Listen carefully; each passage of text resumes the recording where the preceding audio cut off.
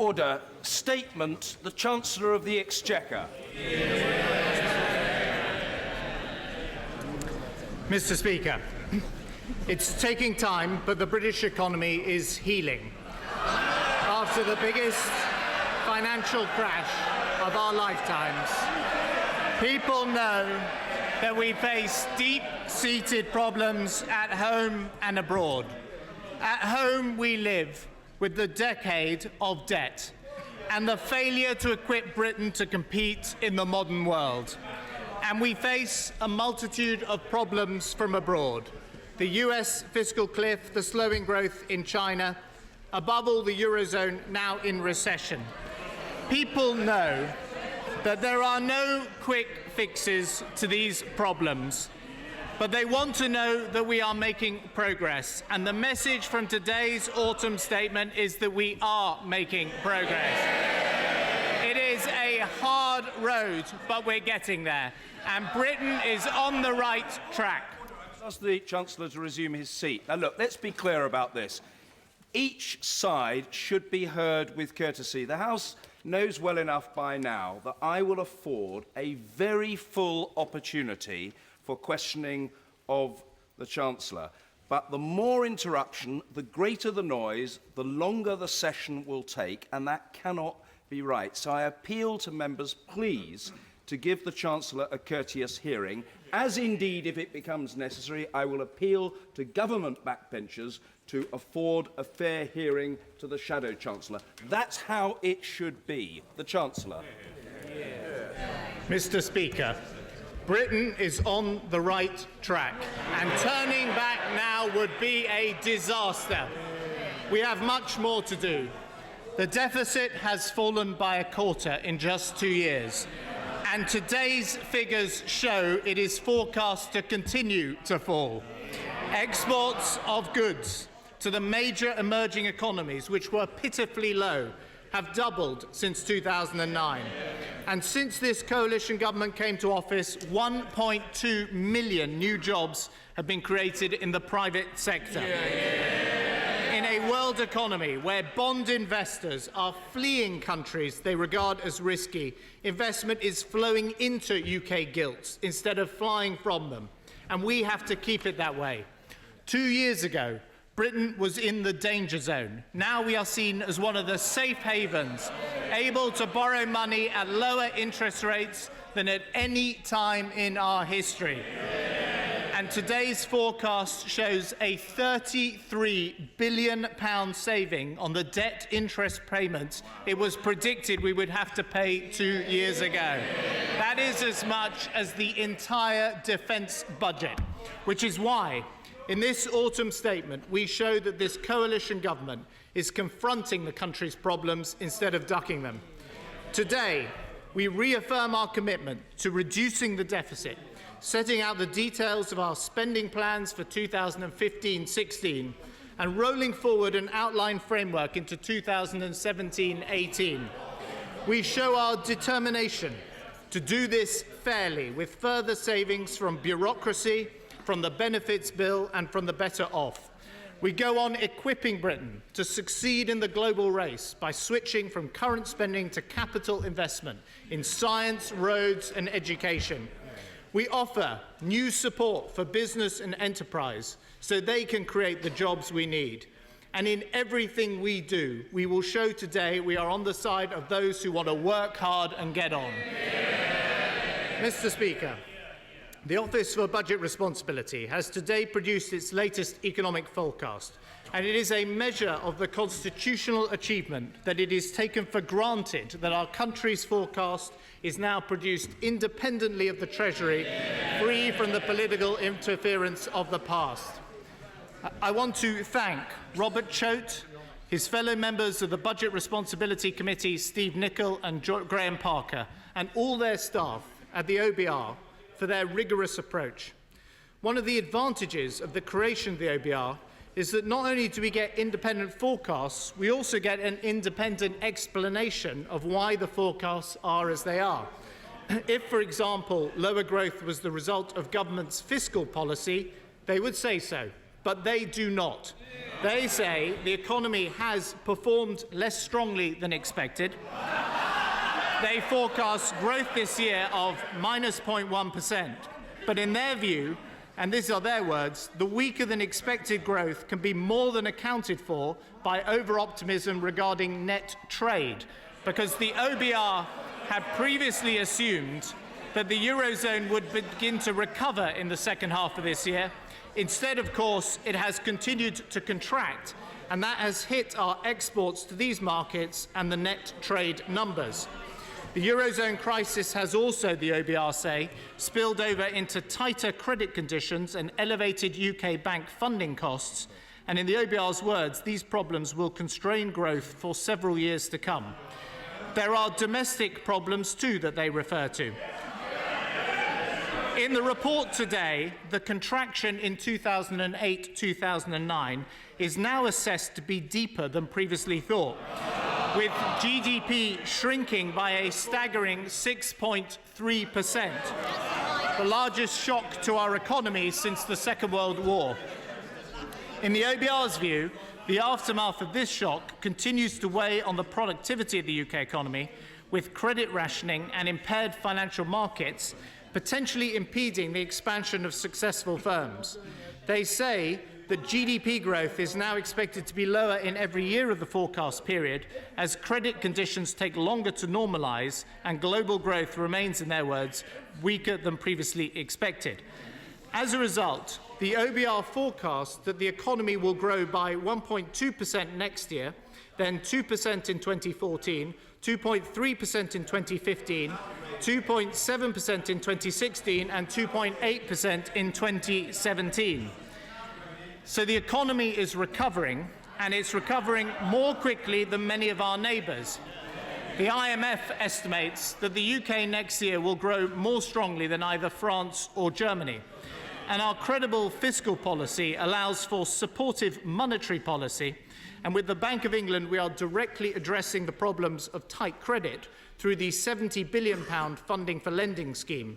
In the OBR's view today, this has reduced UK bank funding costs, lowered interest rates in the real economy, and will add to the level of real GDP. One area where the British economy has done much better than forecast is in creating jobs. Since early 2010, the private sector has created 1.2 million new jobs, 600,000 more than was predicted, and youth unemployment has been falling. Instead of peaking at 8.7%, the OBR now expect unemployment to peak at 8.3%. This at a time when the unemployment rate in Spain is 26%, in France it is almost 11%, and across the whole Eurozone it is almost 12%. Employment, already at a record high, is set to go on rising each year of the forecast, and for every one job less in the public sector, 2 new jobs are expected to be created in the private sector. Britain now has a greater proportion of its people in work than either the Eurozone or the United States of America. Mr. Speaker, more jobs means that the impact of the weaker than forecast GDP on the public finances has been less than some might have expected.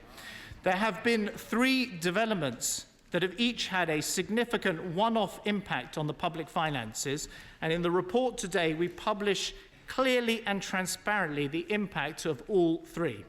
First, there is the transfer of the Royal Mail Pension Fund to the public sector as part of its privatisation. This produces a one-off reduction in the deficit of £28 billion this year, but it adds to the deficit in the years afterwards. Second, the previous government had classified Bradford and Bingley and Northern Rock Asset Management as off-balance sheet. Today it is brought on balance sheet in line with the judgment of the Office for National Statistics. This adds around £70 billion to our national debt and reminds us of the price the country is still paying for the failures of the past. Third, the government has decided, with the agreement of the Bank of England, to transfer excess cash held in the asset purchase facility to the Exchequer. This is sensible cash management. It is in line with the approach of the Bank of Japan and the US Federal Reserve. I welcome the OBR's verdict that this is, in their words, more transparent than the previous approach. I want to make sure its impact on the figures is also completely transparent, so we have today published the forecast for the public finances with and without the impact of the APF decision. Mr. Speaker, when we came to office, the deficit stood at 11.2%, the highest in our peacetime history. It was forecast to be the largest of any major economy in the world. In the last 2 years, the deficit has fallen by a quarter. Today's figures show that with or without the APF coupons, the deficit is forecast to fall this year as well. And cash borrowing is forecast to fall too. Last year, the deficit was 7.9%. This year, with the APF coupons, it is forecast to be 6.9%, but that excludes the impact of the Royal Mail pension assets. It is falling, and it will continue to fall each and every year to 6.1% next year, 5.2% the year after, 4.2% in 2015-16, then 2.6% before reaching 1.6% in 2017-18. In 2009-10, the country was borrowing £159 billion. This year, we are borrowing £108 billion. That is forecast to fall to £99 billion next year, £88 billion the year after, then £73 billion in 2015-16, and £49 billion and £31 billion in the 2 years after that. These are the central forecasts published by the OPR, with the asset purchase facility cash transfer included. When the transfer is excluded, as we show in the document, the deficit also falls from 7.9% last year to 7.7% this year, then 6.9% next year, and falls in every single year after that. And cash borrowing falls in every year as well. Now, there are those who have been saying that the deficit was going up this year. Indeed, I think I heard it in Prime Minister's questions. But any way you present these figures, this is not what the OBR forecasts show today. They say that the deficit is coming down this year and every year of this Parliament. Yes, the deficit is still far too high for comfort. We cannot relax our efforts to make our economy safe. But Britain is heading in the right direction. The road is hard, but we are making progress. Mr. Speaker, unlike the previous government's golden rule, the regime we have set up means that the Chancellor is no longer judge and jury of their own fiscal rules. And today, the OBR have assessed us against those rules. First, the fiscal mandate. This is the commitment that we will balance the cyclically adjusted current budget over the coming 5 years. I can tell the House that the OBR have assessed that we are, in their words, on course to meet our fiscal mandate. In other words, we have a better than 50% chance of eliminating the structural current deficit in 5 years' time, that part of our borrowing that doesn't recover automatically as the economy grows. Now, this is true, again, with or without the transfer of the coupons. So we will meet our fiscal mandate. But the OBR assess in their central forecast that we do not meet the supplementary objective that aims to have debt falling by 2015-16. The point at which debt starts to fall has been delayed by 1 year to 2016-17. And the OBR's central forecast is that net debt will be 74.7% this year, then 76.8% next year, 79% in 2014-15, 79.9% in 2015-16, before falling to 79.2% in 2016-17 and 77.3% in 2017-18.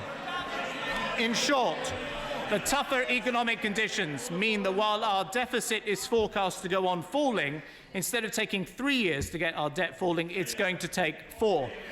Now, Mr. Speaker, confronted with this news, some say we should abandon our deficit plan and try to borrow more. They think by borrowing more, we can borrow less. That would risk higher interest rates, more debt interest payments, and a complete loss of Britain's fiscal credibility. We are not taking that road to ruin. Now, then there are those who say that despite all that has happened in the world this year, we should cut even more now to hit the debt target. That would require £17 billion of extra cuts a year, and let me explain why I've decided not to take this course. We've always argued we should let the automatic stabilisers work. We have not argued we should chase down a cyclical or temporary deterioration in the economy, particularly one which our own independent body says is largely driven by problems abroad. That is also the judgment of the IMF, the OECD, and the Governor of the Bank of England. Our aim is to reduce the structural deficit, the permanent hole in our public finances that won't be repaired as the economy recovers. And we are. We've cut the structural deficit by 3 percentage points in the last 2 years, more than any other G7 country, and it is set to go on being cut at a similar rate in the years ahead. This lower deficit is delivered by our public spending plans, and we are going to stick with those plans. Overall, we are not going faster or slower with those plans. The measures I will announce in this autumn statement are fiscally neutral across this Parliament. And there is no net rise in taxes today. Any taxes increased are offset by taxes cut. Mr. Speaker, in last year's autumn statement, we committed the government to maintain the same pace of consolidation for 2 further years beyond the end of the current spending review into 2015 and 2016-17. In this year's autumn statement, we extend the consolidation for 1 further year into 2017-18. The OBR projects that as a result, the share of national income spent by the state will fall from almost 48% of GDP in 2009-10 to 39.5% by 2017-18. The document shows total managed expenditure will continue to fall and will now be 4.6 billion lower in 2017-18 than if it had been held flat in real terms. No decision to cut spending is ever easy, but those who object must explain whether instead they would have higher taxes or higher borrowing or both.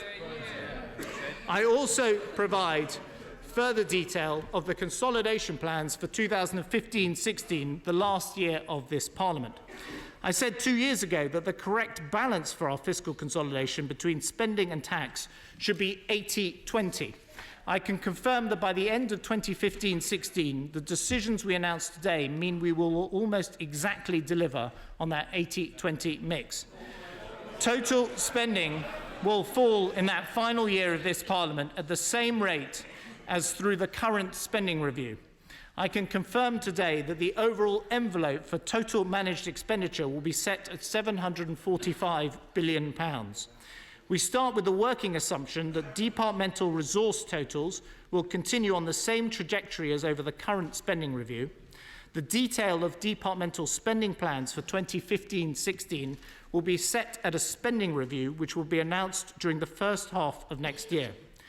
What we do today is to take steps now to help deliver those spending plans and to go on reducing the deficit in a way that is fair. This government has shown that it is possible to restore sanity to the public finances while improving the quality of our public services. Crime has fallen. Hospital waiting lists are down. School standards are up. And this is with a civil service that is today smaller than at any time since the Second World War.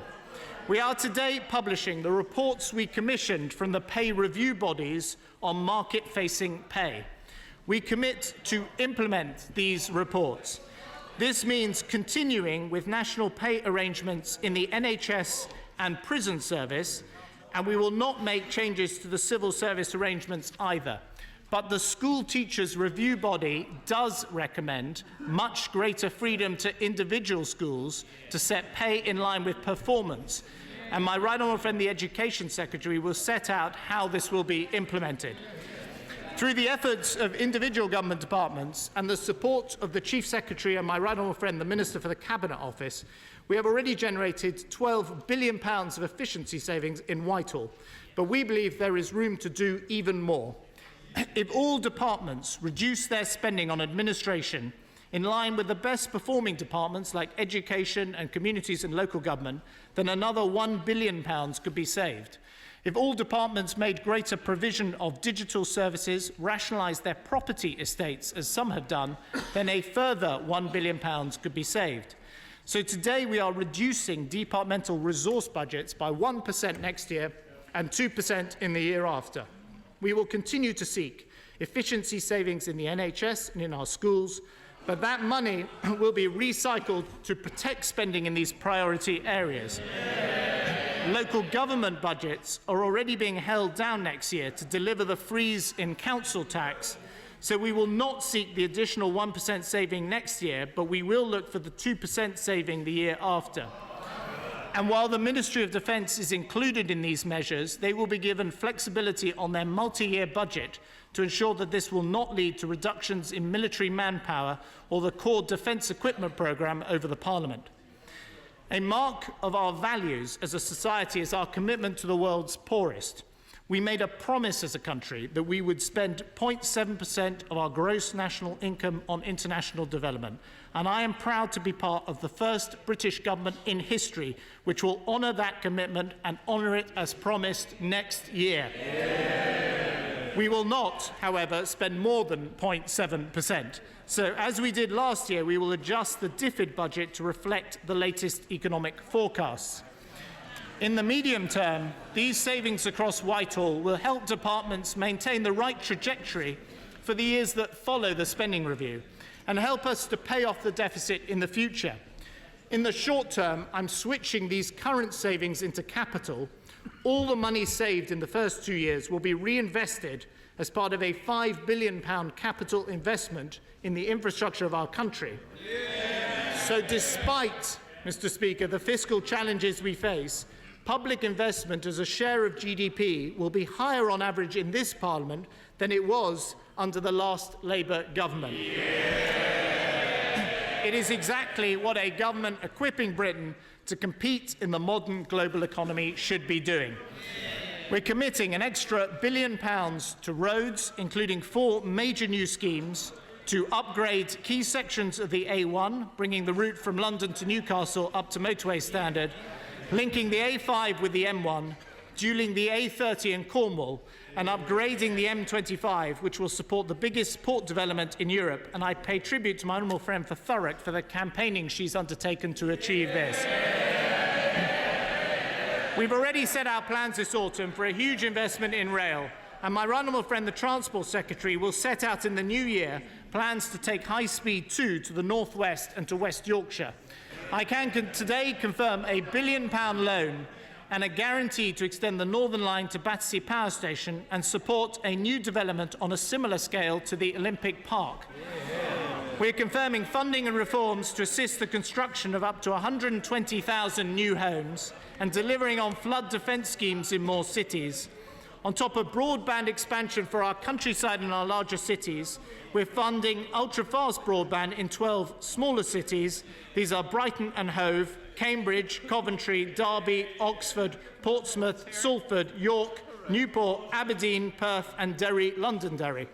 In addition to the third of £1 billion announced this autumn for British science, we are today announcing £600 million more for the UK's scientific research infrastructure. And since improving our education system is the best investment in a competitive economy, I am today committing £270 million to fund improvements in further education colleges and £1 billion to expand good schools and build 100 new free schools and academies.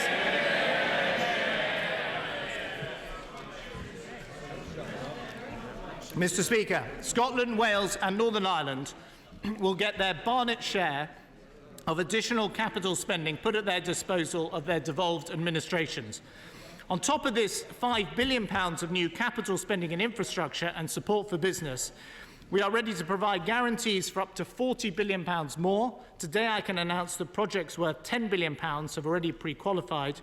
We're offering £10 billion worth of guarantees for housing too. Our country's pension funds will launch their new independent infrastructure investment platform next year as well. And we have today published full details of the replacement for the discredited PFI. Since we can all see now that the public sector was sharing the risk, we will now ensure we also share in the reward. And I commend my honourable friend for Hereford for his work in this area. Taken together, this is a revolution in the sources of finance for upgrading Britain's infrastructure and equipping Britain to win in the global race. Annual average infrastructure investment, which was £29 billion under the last Labour government, is now £33 billion. Now, savings from Whitehall are not enough by themselves to tackle our debts. We need to find other savings, and we need to do it in a way that is fair.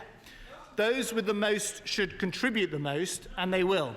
But fairness is also about being fair to the person who leaves home every morning to go out to work and sees their neighbour still asleep living a life on benefits. As well as a tax system where the richest pay their fair share, we have to have a welfare system that is fair to the working people who pay for it. Mr. Speaker, let me start with tax. The vast majority of people, rich or otherwise, pay their taxes and make their contribution. But there are still too many who illegally evade their taxes or use aggressive tax avoidance in order not to pay their fair share. This government has taken more action against these people than any before it. Prosecutions for tax evasion are up 80%. We will collect £7 billion more a year in tax that is due than the last government. We are increasing by around 2,500 the number of tax inspectors going after evaders and avoiders. And next year we will introduce the first ever general anti-abuse rule, something that never happened in 13 years before we came to office. And next year, for the first time in our history, money will be flowing from bank accounts in Switzerland to Britain instead of the other way round. Because of the treaty we've signed, we expect to receive £5 billion over the next 6 years from the undisclosed Swiss bank accounts of UK residents. It is the largest tax evasion settlement in British history. And we're taking further steps today. Hundreds of millions of pounds of tax loopholes are being closed with immediate effect, and we are investigating abusive use of partnerships. HMRC will not have its budget cut over the next 2 years, unlike other departments. Instead, we will spend £77 million more on fighting tax avoidance, and not just for wealthy individuals. We want the most competitive corporate tax system of any major economy in the world, but we expect those corporate taxes to be paid. So today we're confirming that we will put more resources into ensuring multinational companies pay their proper share of taxes, and we are leading the international efforts to prevent artificial transfers of profits to tax havens. With Germany and now France, we have asked the OECD to take this work forward, and we will make it an important priority of our G8 presidency next year. In total, we expect the action we announced today will increase the amount of money collected from tax evasion and avoidance by a further £2 billion a year. Fair and necessary as this is, it is not enough by itself to close the deficit. We need to ask more from the better off. Punitive tax rates do nothing to raise money and simply discourage enterprise and investment in Britain. Other countries on our doorstep are trying that approach and are paying the price, and we're not going to make that mistake. HMRC data reveals that in the first year of the 50% tax rate, tax revenues from the rich fell by £7 billion, and the number of people declaring incomes of over £1 million fell by a half. A tax rate on the rich that raises almost no money is a tax con. We're going to have a top rate of tax that supports enterprise, and we're going to raise more money from the rich. Here is a simple fact. The richest will pay a greater share of income tax revenues in every single year of this coalition government than in any one of the 13 years of the last Labour government. But we need to make sure the deficit reduction remains fair. We need to raise more.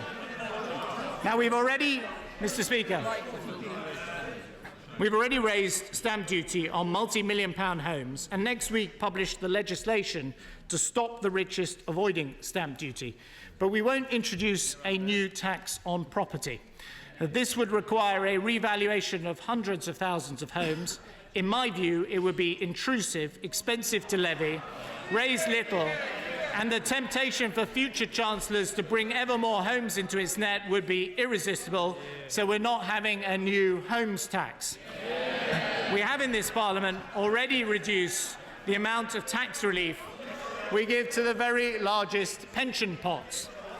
From 2014-15, I will further reduce the lifetime allowance from £1.5 million to £1.25 million and reduce the annual allowance from £50,000 to £40,000.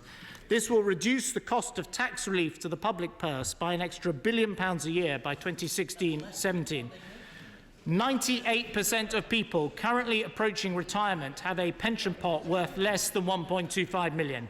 Indeed, the median pot for such people is just £55,000. 99% of pension savers make annual contributions to their pensions of less than £40,000. The average contribution to a pension is just £6,000 a year. Now, I know these tax measures will not be welcomed by all. Ways to reduce the deficit never are. But we must demonstrate that we're all in this together, and when you look for savings, I think it's fair to look at the tax relief we give to the top 1%. Mr. Speaker, I want to help the great majority of savers. That's why we're introducing a generous new single-tier pension, so that people know it always pays to save. That's why I will uprate next April the overall ISA limit to £11,520. And we will consult on allowing investment in SME equity markets like AIM to be held directly in stocks and shares ISAs to encourage investment in growing businesses. I've also listened to concerns from pensioners about drawdown limits. I am today announcing that the government will raise the capped drawdown limit from 100% to 120%, giving pensioners with these arrangements the option of increasing their incomes. Mr. Speaker, it's also fair to look at the way we uprate benefits and some tax thresholds. The basic state pension has this year gone up by the largest cash amount in its history. Next year, thanks to our triple lock, I confirm it will rise by 2.5%, higher than either earnings or inflation.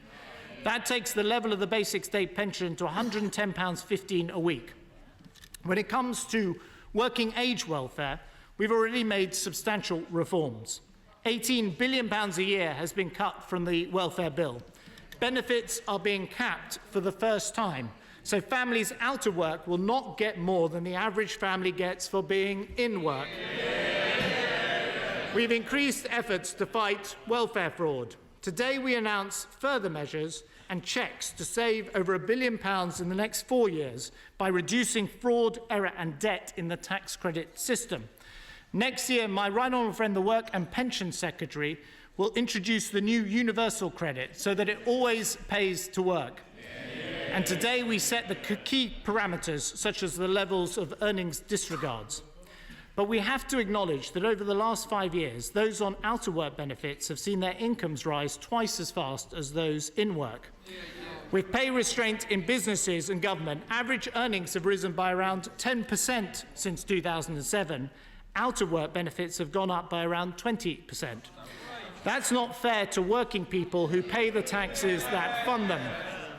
Those working in the public services who have seen their basic pay frozen will now see it rise by an average of 1%. And a similar approach of a 1% rise should apply to those in receipt of benefits. That's fair, and it will ensure that we have a welfare system that Britain can afford. We will support the vulnerable, so carers' benefits and disability benefits, including disability elements of tax credits, will be increased in line with inflation. And we're extending support for mortgage interest for 2 more years. But most working age benefits, including job seekers allowance, employment and support allowance and income support, will be uprated by 1% for the next 3 years. We will also uprate elements of the child tax credit and the working tax credits by 1% for the next 3 years, although previously planned freezes will go ahead. Local housing allowance rates that are a central component of housing benefit will be uprated in line with the existing policy next April, and then we will cap increases at 1% in the 2 years after that. For this measure, 30% of the savings will be used to exempt from the new cap those areas with the highest rent increases. The earning disregard for universal credit will also be uprated by 1% for 2 years from April 2014. Child benefit is currently frozen. It too will now rise by 1% for 2 years from April 2014. Let me be clear, uprating benefits at 1% means people get more cash but less than the rate of inflation. And taken together, we will save £3.7 billion in 2015-16 and deliver permanent savings each and every year from our country's welfare bill. To bring all these decisions for many benefits over many years together, we will introduce into Parliament primary legislation, the Welfare Uprating Bill, and I hope it commands support from both sides of the House.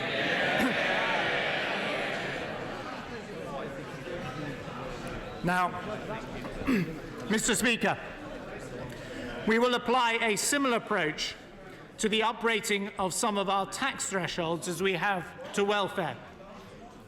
The higher rate threshold will be increased by 1% in the tax years 2014-15 and 2015-16.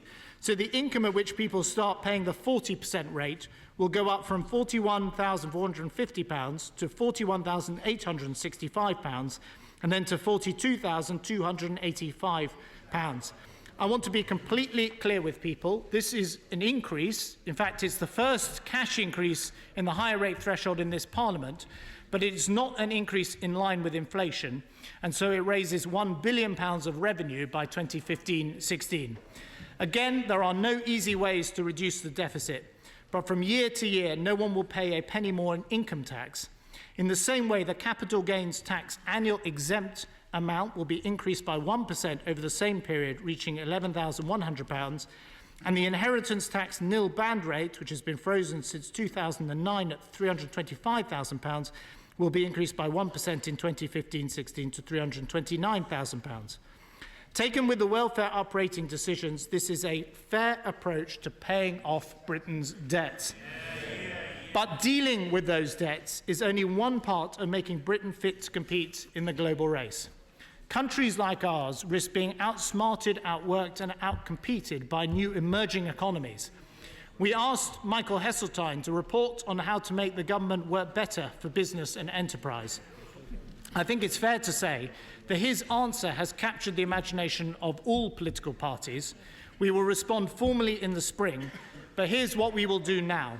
First, government spending should be aligned with the priorities of the local business community.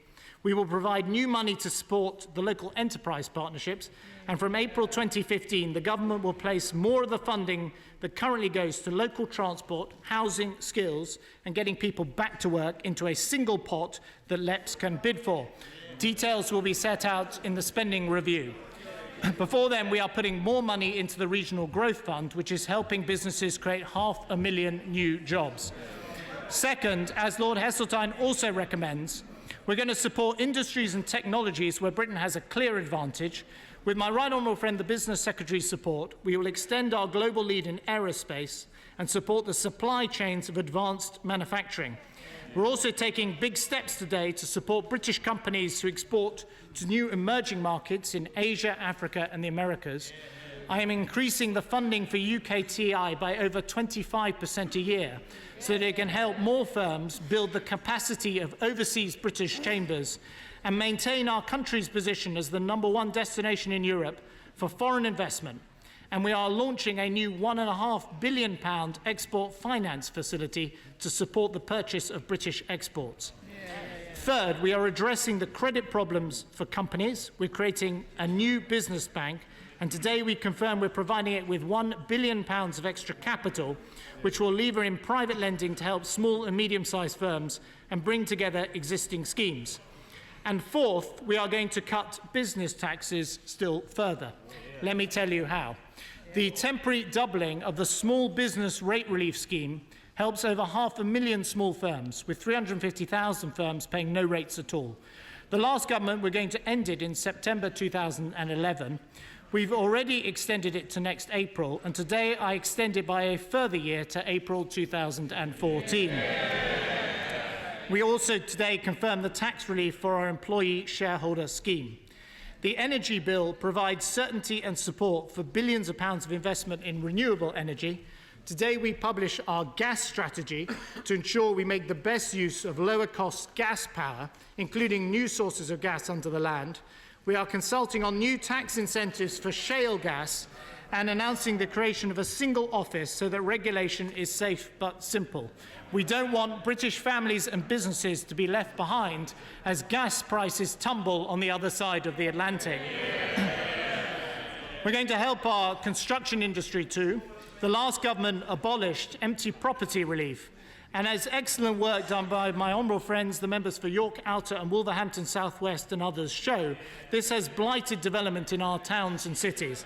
The proposal from my colleagues that we create a long grace period before newly completed buildings have to pay empty property rates is a sensible one, and we will introduce it next October. The previous government also planned to increase the small companies' tax rate to 22%, and we have cut it to 20%. But I'd like to help small and medium-sized firms more, and I want to thank my honourable friends for Burnley and for Pendle for their thoughts in this area. Starting on the 1st of January, and for the next 2 years, I am therefore going to increase by tenfold the annual investment allowance in plant and machinery. Instead of £25,000 worth of investment being eligible for 100% relief, £250,000 worth investment will now qualify. This capital allowance will cover the total annual investment undertaken by 99% of all the business in Britain. It's a huge boost to all those who run a business, who aspire to grow and expand and create jobs. Mr. Speaker, I also want Britain to have the most competitive business tax regime of any major economy in the world. I have already cut the main core rate of corporation tax from 28% to 24%, and it's set to fall further to 22%. This has helped British companies and, frankly, left other countries scrambling to keep up. They will have to try harder, for I am today cutting the main rate of corporation tax again by a further 1%. In America, the rate is 40%. In France, it is 33%. In Germany, it is 29%. From April 2014, the corporation tax rate in Britain will stand at 21%. This is the lowest rate of any major Western economy. It is an advert for our country that says, come here, invest here, create jobs here. Britain is open for business. Mr. Speaker, we will not pass the benefit of this reduced rate on to banks, and to ensure that we meet our revenue commitments, the bank levy rate will be increased to 0.130% next year. Making banks contribute more is part of our major reforms to the banking system. We also have to be on the side of those who want to work hard and get on. I know how difficult many families have found the cost of living. In dealing with the deficit, we've had to save money, but whenever we've been able to help, we have. We've helped councils freeze council tax for 2 years running, and we're helping them to freeze it again next year. We put a cap on rail fare rises for the next 2 years, so commuters are not punished for travelling to work. We're forcing energy companies to move families onto the lowest tariffs for their gas and electricity bills. And we've helped motorists with the cost of petrol. We've cancelled the last government's escalator, and I'm moving inflation-only rises to September. Fuel is 10 pence per litre cheaper than it would have been if we'd stuck to Labour's tax plans. And I want to keep it that way, as I know to my colleagues like my honourable friend for Harlow. There is a 3 pence per litre rise planned for this January. Now, some have suggested that we delay that 3 pence rise until April. I disagree. I suggest we cancel it altogether. There will be no 3 pence fuel tax rise this January. That is real help with the cost of living for families as they fill up their cars across the country. And it will help businesses too. And it means that under this government, we'll have had no increases in petrol taxes for nearly 2.5 years. In fact, they've been cut. Mr. Speaker, we've also helped working people by increasing the amount they can earn before paying any income tax. When this coalition government came to office, the personal tax allowance stood at just £6,475. Next April, it is set to rise to £9,205. 24 million taxpayers have seen their income tax cut. 2 million of the lowest paid have been taken out of tax altogether. And because of the difficult decisions we've taken today, we can go even further. From next April, the personal allowance will rise by a further £235. That means a total increase next year of £1,335, the highest cash increase ever. People will be able to earn £9,440 before paying any income tax at all. This is a direct boost to the incomes of people working hard to provide for their families. It's £47 extra in cash next year. In total, a £267 cash increase next year. People working full-time on the minimum wage will have seen their income tax bill cut in half. And we are within touching distance of the £10,000 personal allowance. And at this time, I propose to extend the benefits of this further increase to higher rate taxpayers. That decision will stand alongside the decision I've had to take on uprating, meaning that in real terms, a typical higher rate taxpayer will be better off next year and no worse off in total by the year after. Mr. Speaker, today we've helped working people, but I do not want to distract from the tough economic situation we face in the world. The public know there are no miracle cures, just the hard work of dealing with our deficit and ensuring Britain wins the global race. That work is underway. The deficit is down. Borrowing is down. Jobs are being created. It is a hard road, but we are making progress. And everything we do, we are helping those who want to work hard and get on. Thank you.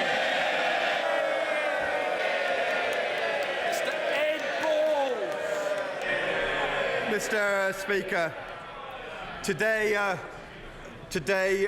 2.5 years, we can see and people can feel in the country the true scale of this government's economic failure. Our economy this year is contracting. The Chancellor has confirmed government borrowing is revised up this year, next year and every year. The national deficit is not rising, is rising, it is not falling. The national debt is... I'll say it again. Our economy is contracting this year. Government borrowing and the deficit is revised up this year, next year and every year. And the national debt is rising, it is not falling. And it is people already struggling to make ends meet, middle and lower income families and pensioners who are paying the price. While millionaires get a tax cut, a £3 billion welfare handout to the people who need it least, Mr. Speaker. Let me spell out the full facts for the House, Mr. Speaker. They should listen, they might learn something, Mr. Speaker.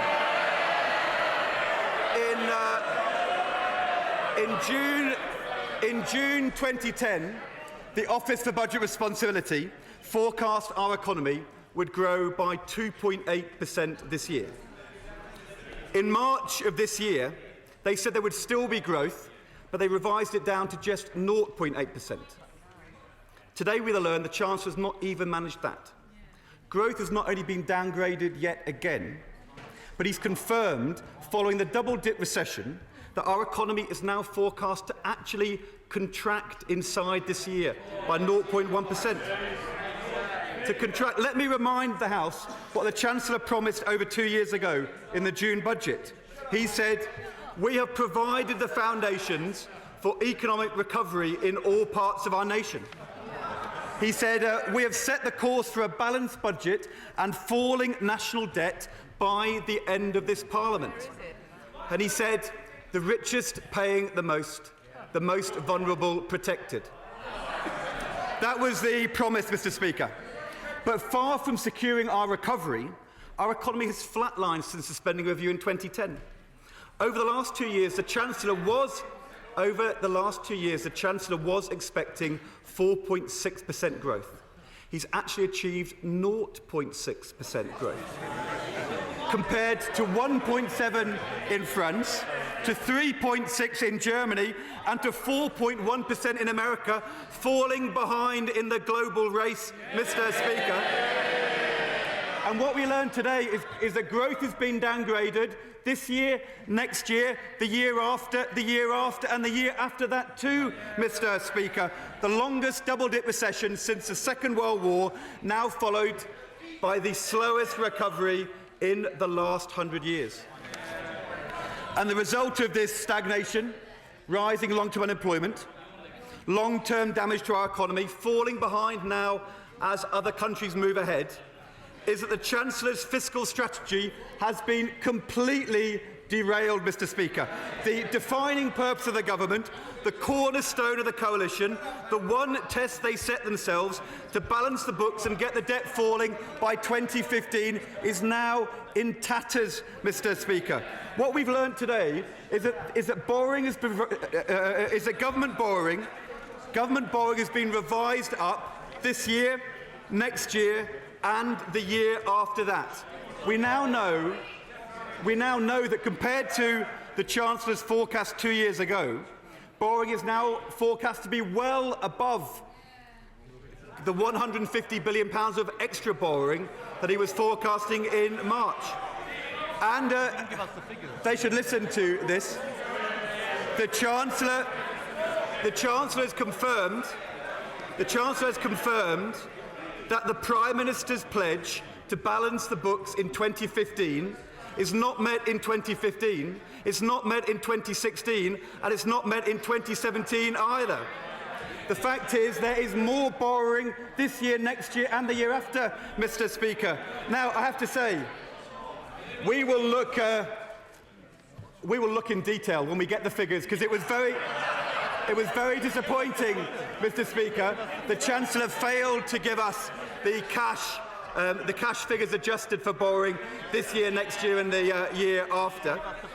The unusual thing is that just a few weeks ago, the independent forecasters were saying that borrowing would be £6 billion higher this year. We will examine the detail of those figures to see whether there has been any dodgy dealing, Mr. Speaker. We will find out in the coming hours. I don't know, Mr. Speaker. I don't know because I've not seen the figures. But what I do know is there is more borrowing this year, more borrowing next year, and more borrowing the year after. And the result of that is that the OBR now shows more borrowing and higher deficits means higher national debt, Mr. Speaker. The national debt, the Prime Minister should listen to this. It might be rather shocking to find out. National debt is going to be higher at the end of this Parliament than the level inherited. It's going to be higher at the end of this Parliament than forecasts in the plans he inherited, and it's no longer falling as a percentage of GDP in 2015. It's rising in 2015, and it's rising again in 2016 too, breaking the fiscal rule for falling debt, upon which this Chancellor said his entire credibility depended. In last year's budget, Mr. Speaker, the Chancellor said, our deficit reduction plan is on course. We will not waver. On course, not wavering. He's not wavering, he's drowning, Mr. Speaker. And now, Mr. Speaker, the Chancellor's now trying to claim. He's now trying to claim his failure on growth and his failure on borrowing and the debt, breaking his own fiscal rule. He's trying to claim it's not his fault. That no one could have foreseen it. What nonsense, Mr. Speaker. Because he was warned, Mr. Speaker. He was warned that a tough medium-term plan to cut the deficit, tax rises, spending cuts, pay restraint that every country had to put in place could only work if the government first put in place a plan for jobs and growth. He was warned it was a huge gamble to go too far too fast and rely on exports to bail him out. He was warned there was a hurricane brewing in the Eurozone, and that was not the time to rip out the foundations of the house here in Britain. Once again, the Chancellor is trying to blame high oil prices and the Eurozone crisis for negative growth this year. But it affected all countries, Mr. Speaker. It affected all countries. So why over the last... Order, I apologise for interrupting. Members must calm themselves. Mr. Biles, I thought you were normally a model of restraint and civility. Good heavens, man, I didn't know what's come over you. Calm yourself. Take a pill if necessary. But keep calm. Take up yoga. It's red balls. Growth down, borrowing up, debt up. They don't like it, Mr. Speaker, do they? They don't like it at all. Why? Once again, the Chancellor is trying to blame high oil prices and the Eurozone crisis. So let me ask him, why over the last 2 years has Britain grown by just 1/10 of the growth rate of the G20 countries, the average growth rate of the G20, Mr. Speaker? And why has growth here in Britain been even slower than in the Eurozone, Mr. Speaker? Mr. Speaker, it's not the rest of the world's fault, it's his policies which have failed. He claimed that rising VAT alongside accelerated spending cuts would boost confidence, secure recovery and get the deficit down. But they depressed confidence, choked off our recovery, and borrowing's been revised up, Mr. Speaker. Let me ask the Chancellor, whatever happened to his Treasury view, his theory of expansionary fiscal contraction? Expansionary fiscal contraction is the economy which has contracted and the borrowing and the debt which have expanded, Mr. Speaker. That's the truth. And I have to say, when now the latest figures show business confidence falling, when the world economy is slowing, when the Eurozone is in such chronic difficulty, when on current plans the Chancellor's fiscal straitjacket tightens further next year, it is simply reckless and deeply irresponsible of this Chancellor to plough on with a fiscal plan we all know is failing on the terms he set. That's the truth. And what a wasted opportunity this statement was. Can the Chancellor confirm the independent OBR looked at the measures he's announced today and their verdict, growth revised down this year, next year and the year after, Mr. Speaker? Let me congratulate the Chancellor for taking our advice and stopping January's fuel duty rise.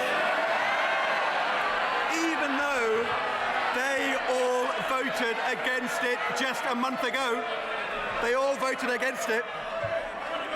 And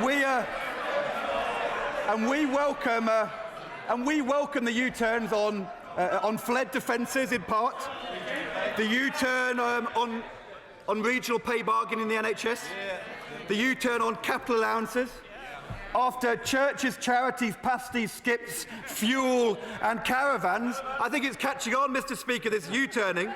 But whatever happened to the plans for the Business Investment Bank?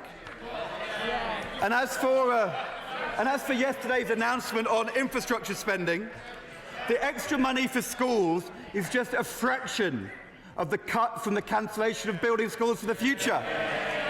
And we've been here before. A year ago, the Prime Minister boasted of a national infrastructure plan. 12 months on, not a single road scheme has even started, Mr. Speaker. Why can't he see he won't get the deficit down without a plan for jobs and growth? Why is he not using the 4G money to get 100,000 new homes built? Why is he not doing a national insurance holiday for small firms? Why not a temporary tax cut for families? Even the Mayor is supporting that, Mr. Speaker. Why is he not repeating the bank bonus tax? The Chancellor says he can't do any of this because it would lead to higher borrowing, Mr. Speaker. Even his political attacks are backfiring, because this Chancellor's failed plan has given us more welfare spending, it's given us higher borrowing and higher debt too. That's the reality. Mr. Speaker, the truth is, he's failed on growth and the deficit, and what's his answer? More of the same. Let me remind the Chancellor what he told the House in the budget in 2011. He said, "We have already asked the British people for what is needed, and we do not need to ask for more. But 18 months on, the Chancellor's come back for more. And who does he think should pay? Not the 8,000 millionaires set to get over £100,000 each in April. I have to say to the Liberal Democrats, whatever happened to the mansion tax? And don't they realise, even with these changes in the personal allowance, the other things they've supported means that the average family with children on £20,000 is worse off, Mr. Speaker, and that's before the VAT rise. The Chancellor claimed his decision to restrict pension tax relief will make the tax system fairer at the top. Can he confirm that £1 billion he's raising is less than the £1.6 billion that he gave back in pension tax relief in June 2010? And it's just a fraction of the top rate tax cut. A £3 billion top rate tax cut, while at the same time the Chancellor is cutting tax credits for working families, cutting child benefit for middle income families, raising taxes on pensioners in April, and cutting benefits for the unemployed.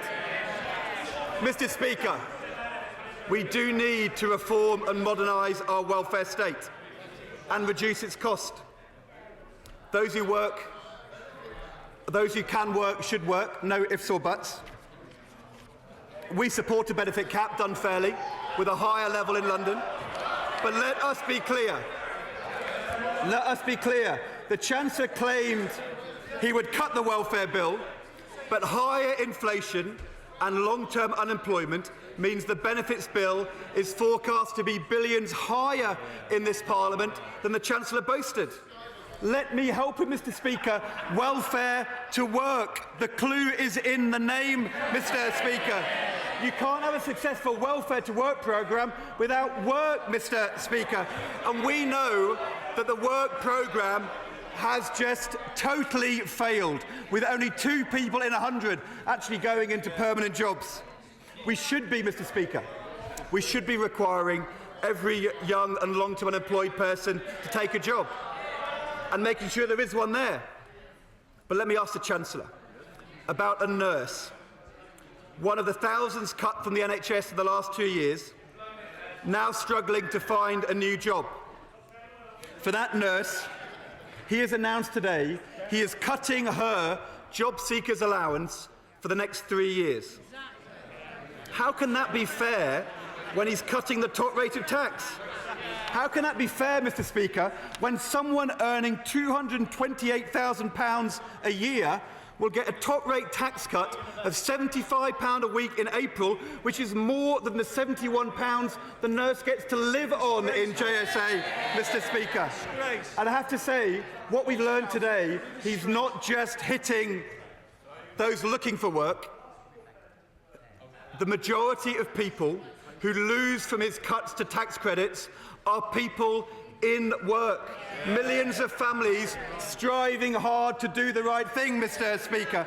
What kind of government believes you can only make low-paid working people work harder by cutting their tax credits, but you only make millionaires work harder by cutting their taxes, Mr. Speaker?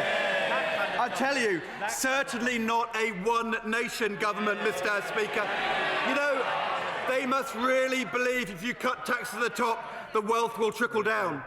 Let me remind the House what the Chancellor said to the Conservative Party conference in October 2009. He said, we could not even think of abolishing the 50p rate on the rich, while at the same time I'm asking many of our public sector workers to accept a pay freeze to protect their jobs. The Chancellor's words, he said, I think we can all agree that would be grossly unfair. What's changed? What's changed? Nothing has changed. It was all a con, and the mask has slipped. And we now know this Chancellor can't say we're all in this together without a smirk on his face, Mr. Speaker. They wanted us to think they were compassionate Conservatives. Now we find out they're the same old Conservatives, and the Liberal Democrats have gone along with all of it yet again. May I say, Mr. Speaker, what a pity not to see the honourable member for Mid-Bedfordshire in her place. Back from the jungle. She may not have succeeded in talking for the nation on many things, but she did speak for the nation when she called the Prime Minister and the Chancellor two arrogant posh boys who don't know the price of milk. Mr. Speaker, no wonder this Prime Minister keeps on losing his temper, Mr. Speaker, because his worst nightmare is coming true. Not snakes and spiders in the jungle, but their fiscal rule broken, their economic credibility in tatters, exposed now as incompetent and unfair. Yes, Mr. Speaker, he's the Chancellor. Can't someone get him out of here? Mr. Speaker, growth down, borrowing revised up, the fiscal rules broken, on every target they set themselves, failing, cutting the NHS and not the deficit, over £212 billion more borrowing than they promised 2 years ago, cutting taxes for the rich while struggling families and pensioners pay the price. Unfair, incompetent and completely out of touch.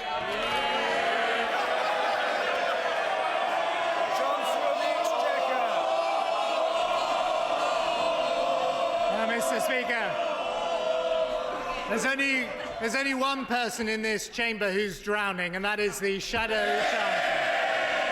That was the worst reply to an autumn statement I have ever heard in this House. And you know what? If one thing changes as a result of this autumn statement, it might be a shadow cabinet reshuffle. I'll be like that. He said one thing that was true. He said it right at the beginning. And he said the national deficit is not rising. Well, that was the one thing he said it was true. It was a Freudian slip, but it betrayed the fact that he's written his response before he heard my autumn statement and before he looked at the OBR forecast. And let me tell him, we don't fiddle the numbers in the Treasury anymore. That was when he was in the Treasury. We have an independent Office for Budget Responsibility. And that is the problem he's got. His whole policy was about complaining the borrowing was going up, the deficit was going up. That's not what the OBR forecast show. And indeed, his prescription is to borrow even more. He complains about debt. He wants to put debt up. It is completely hopeless. He talked about the substance of policies. Here are some very simple points that the Labour Party are going to have to answer. If they are against the cut in the income tax rate from 50 pence to 45 pence, will they reverse it? It's the simplest possible question. He says it hasn't come. The Leader of the Opposition says it hasn't come in yet. It is coming in. It's been legislated for. So the question for him, if he's so against it, if he thinks it's a moral outrage, will he commit to reverse it? Yes or no? Hopeless position number one. On welfare benefits, the Shadow Chancellor railed about welfare benefits. I've got a simple question again. Will they support us or vote against a welfare uprating bill? What are they going to do on that? Are you going to vote for the bill or against the bill? It's a very simple question. We've got now, for the very first time, spending plans for 2015-16. He said nothing about whether he supports those plans, even though he hopes to be the Chancellor during that year. Does he support those spending plans? He didn't say anything about that. He bangs on about, he said he talked about the 3G, and they're shouting at me about the 4G, the 4G license, yes. Okay, well, the 4G license. We're using the 4G license. He wanted. Okay, let me say something about the. Can I say something about the 4G license? Right. He's had 20 minutes to make his point, and he didn't make any point at all. Right. We are using the 4G money in part for new capital spending, including building FE colleges, one of which is called the Leeds City College in a town called Morley in West Yorkshire. Now, I'm not sure what the local MP would make of the Shadow Chancellor's decision that that's not the best use of the money, but he can look himself in the mirror and ask the question. He can't answer these basic questions. And let me end by making this final point. He tries to claim he tries to claim that all the problems in Britain began in May 2010, that they're all the fault of this government. Literally, only the people in the Brownite cabal claim that. There is not a single person in the Labour Party, there is not a single person in any business organisation, there's not a single person in any of the international bodies who believes that. And the reason he has to maintain this completely incredible position is because if he admitted that the previous government was responsible for the problems in our country, he would have to admit that he was responsible for these problems. And so, out of necessity, not choice, the Labour Party leader has a Shadow Chancellor who is more associated with the economic mismanagement that led to Britain's problems than anyone else in Britain. He will not let his party move on. He is a man trapped in the past.